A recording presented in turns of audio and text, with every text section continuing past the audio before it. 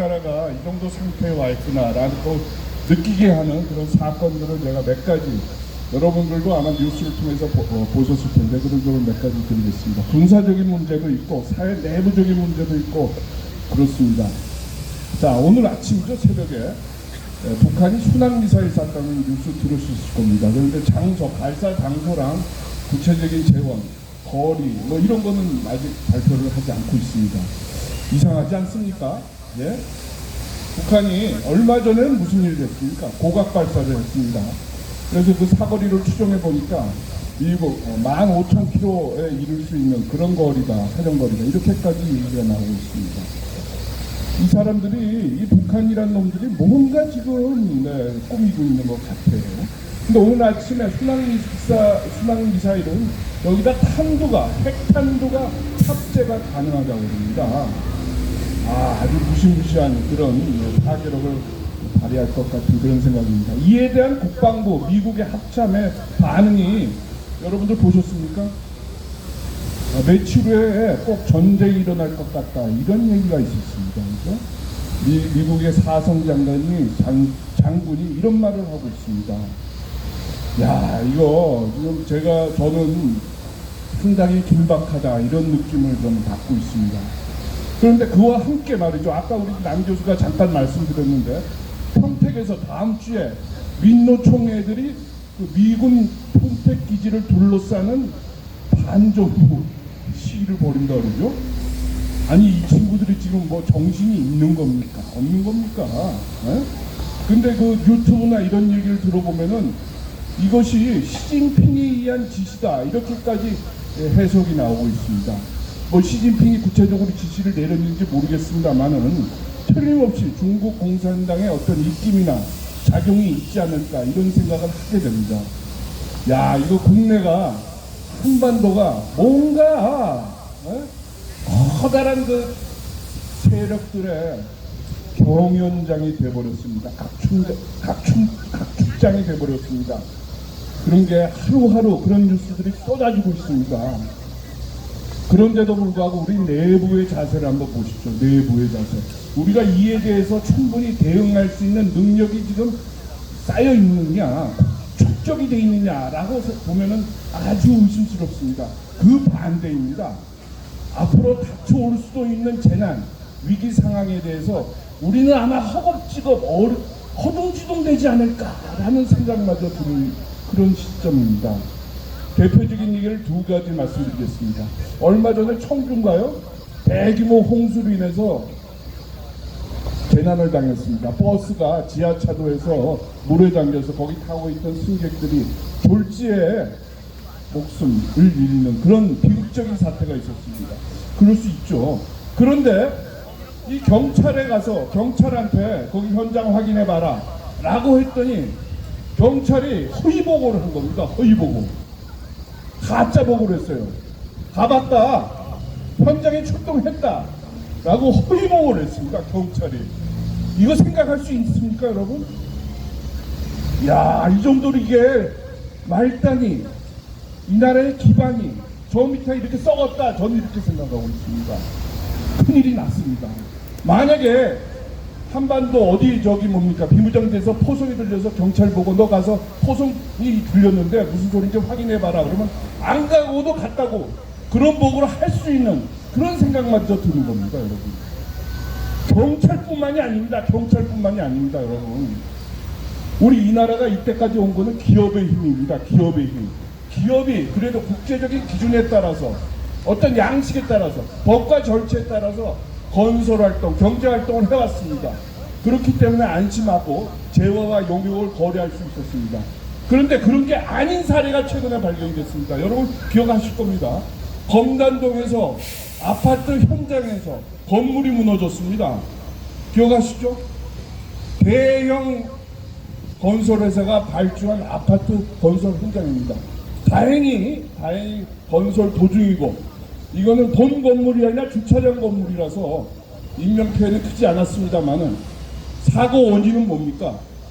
여기도 거짓말입니다. 사기입니다. 사기. 설계대로 콘크리트를 다 놓지 않고 불량 콘크리트를 사용하고 철근 집어넣어야 할 철근의 양도 줄여서 했습니다. 이거 뭡니까? 이거 거짓말입니다. 그죠? 속이는 거예요. 만약에 우리나라가 말이죠, 이런 일이 있었다면 우리나라 이때까지 3만 불까지 못 왔습니다. 3만 불이 온 시점에서 이런 일이 터지고 있는 겁니다. 경찰이 거짓말을 하고 기업들이 가짜.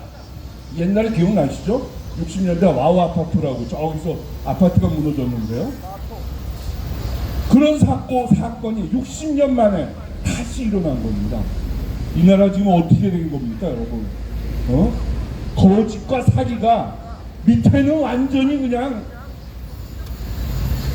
횡행하고 있는 거 아닌가 싶습니다. 이거 어렵게 생각할 거 없습니다. 부정선거도 마찬가지고 불법 탄핵도 마찬가지입니다.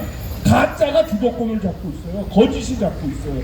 그런 것들이, 그런 사례가 이런 일반적인 우리 생활의 주변에서 발견이 되고 있는 겁니다. 근데 이게 굉장히 중요합니다. 저는 굉장히 중요하다고 생각합니다. 왜냐? 우리 바로 곁에 거짓이 다가와 있는 겁니다. 악마가 다가와 있는 거예요.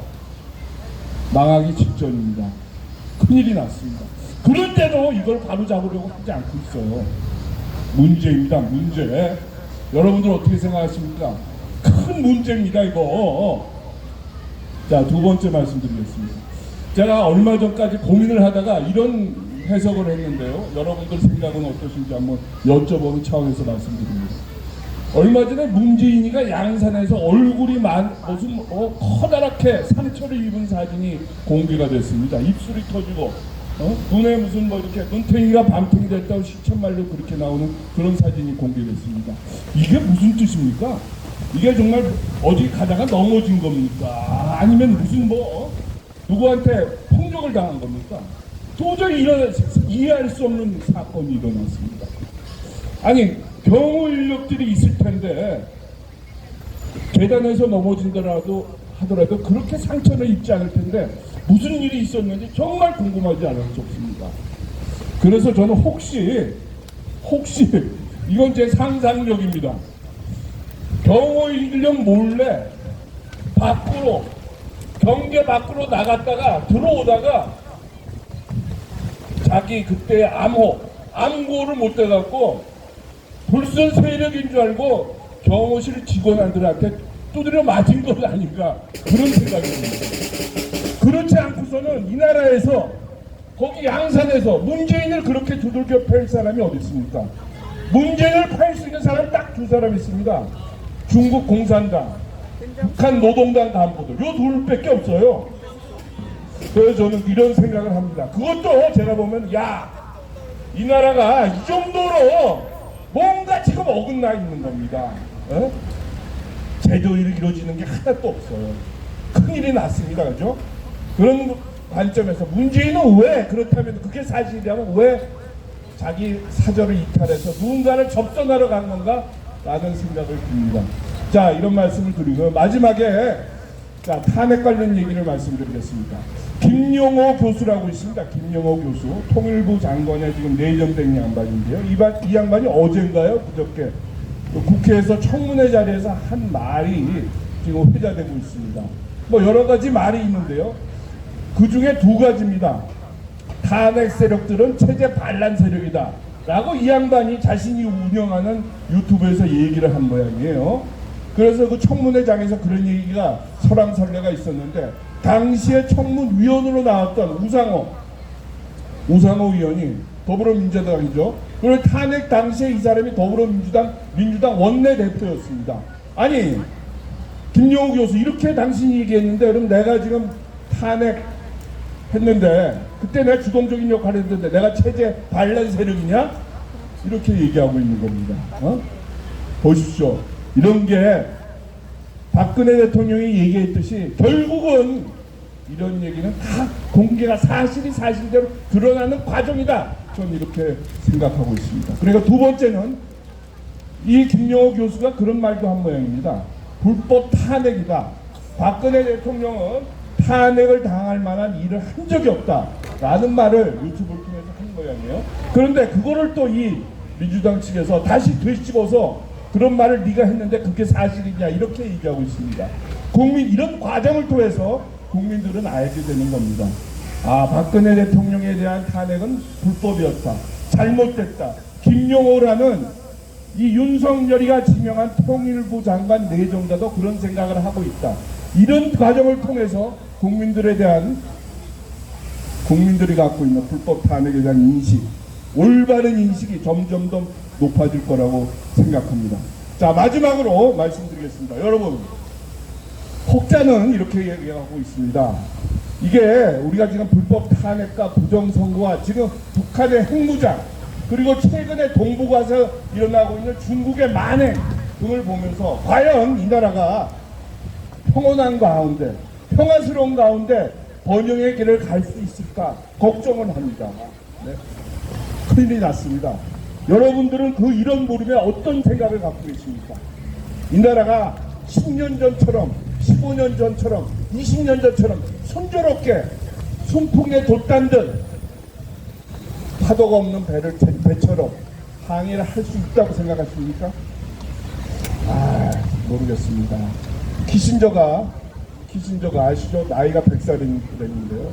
베이징에 가서 중국 관리들을 만났습니다. 만났는데 그 중에 하나, 외교부장이 없어요. 지금 최근 중국의 외교부장이 거의 4주째 종족을 감췄습니다. 중국에 이런 역사가 없습니다. 중국에도 커다란 무슨 속에서는 암투가 일어나고 있다. 이런 추측을 가능케 합니다. 이런 제가 말씀드린 몇 가지를 통해서 앞으로 검은 폭풍이 다가오는 것 아닌가, 검은 폭풍이 다가오는 것 아닌가라는 걱정을 합니다. 여러분들도 제가 말씀드린 거 잘 기억하셔서 이런 관점에서 앞으로의 나라의 진로, 개인의 진로를 한번 연구해 보셨으면 합니다. 감사합니다. 비가 오고 있습니다. 네, 수고하셨습니다. 구성재 대표님께서 몇 가지 예시를 들어가면서 아주 명쾌한